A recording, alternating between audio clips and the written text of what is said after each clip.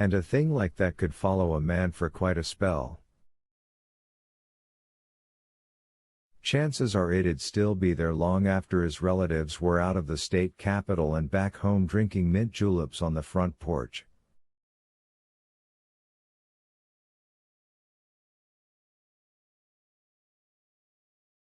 A man's work record can be a mighty interesting thing, and a lot of people get a chance to look at it over the course of a lifetime.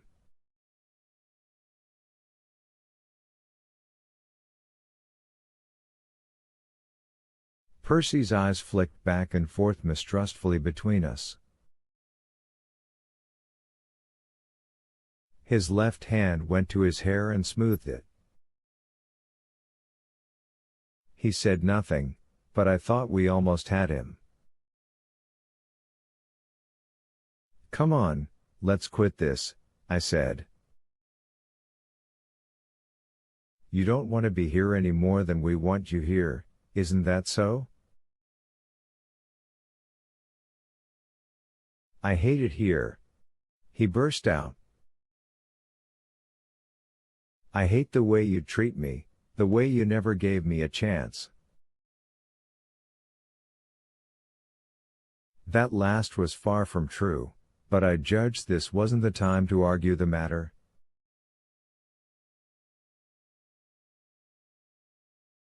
"But I don't like to be pushed around, either.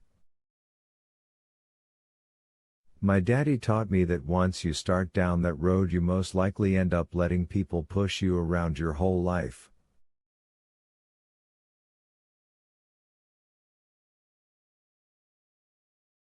His eyes, not as pretty as his hands but almost, flashed. "I especially don't like being pushed around by big apes like this guy." He glanced at my old friend and grunted. "Brutal, you got the right nickname, at least." "You have to understand something, Percy," I said. "The way we look at it, you've been pushing us around.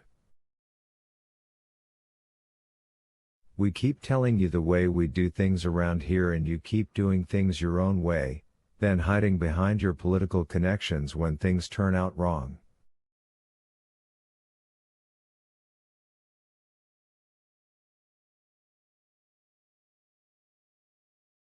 Stepping on Delacroix's mouse, Brutal caught my eye and I backtracked in a hurry.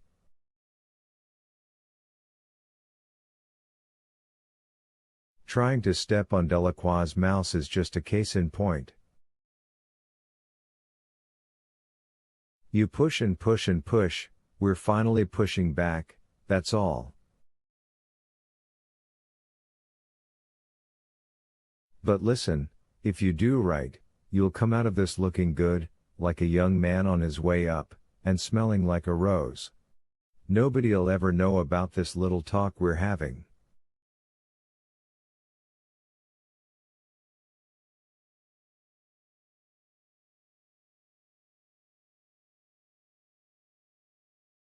So what do you say? Act like a grown-up. Promise you'll leave after Del.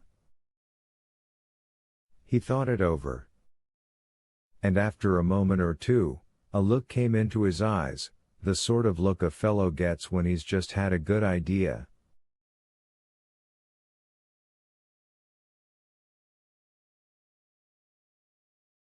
I didn't like it much, because any idea which seemed good to Percy wouldn't seem good to us.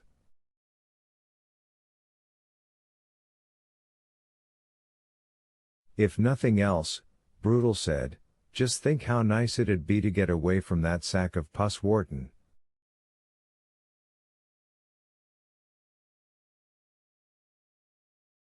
Percy nodded, and I let him get out of the chair. He straightened his uniform shirt, tucked it in at the back, gave his hair a pass-through with his comb.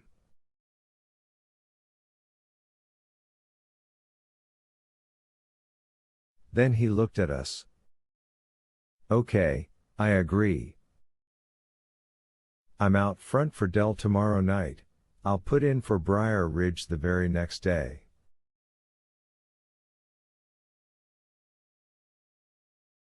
We call it quits right there. Good enough?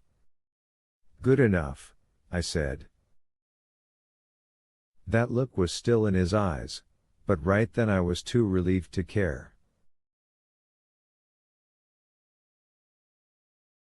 He stuck out his hand. Shake on it? I did. So did Brutal. More fools us. 4. The next day was the thickest yet, and the last of our strange October heat. Thunder was rumbling in the west when I came to work, and the dark clouds were beginning to stack up there.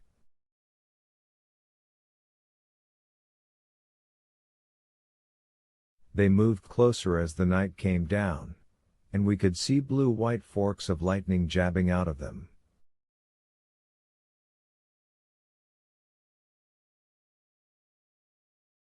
There was a tornado in Trepingus County around 10 that night. It killed 4 people and tore the roof off the livery stable in Tefton, and vicious thunderstorms and gale-force winds at Cold Mountain.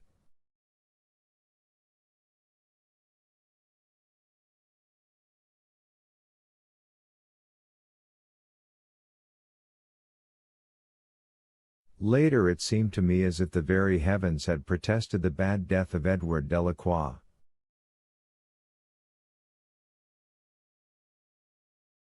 Everything went just fine to begin with. Del had spent a quiet day in his cell, sometimes playing with Mr. Jingles but mostly just lying on his bunk and petting him.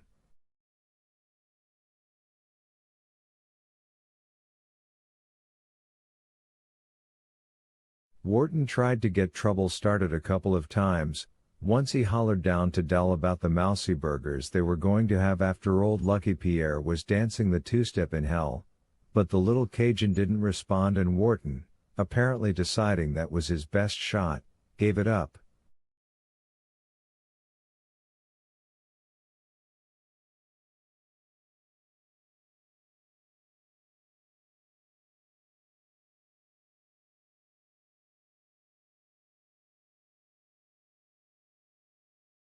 At 10:15, Brother Schuster showed up and delighted us all by saying he would recite the Lord's Prayer with Del in Cajun French.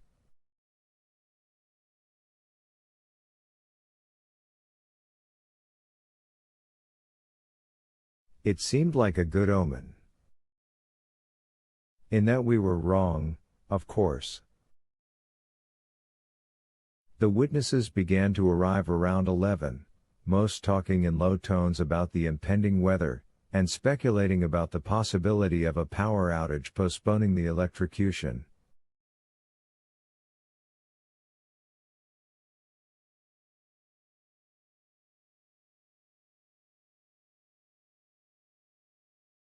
None of them seemed to know that old Sparky ran off a generator, and unless that took a direct lightning hit, the show would go on.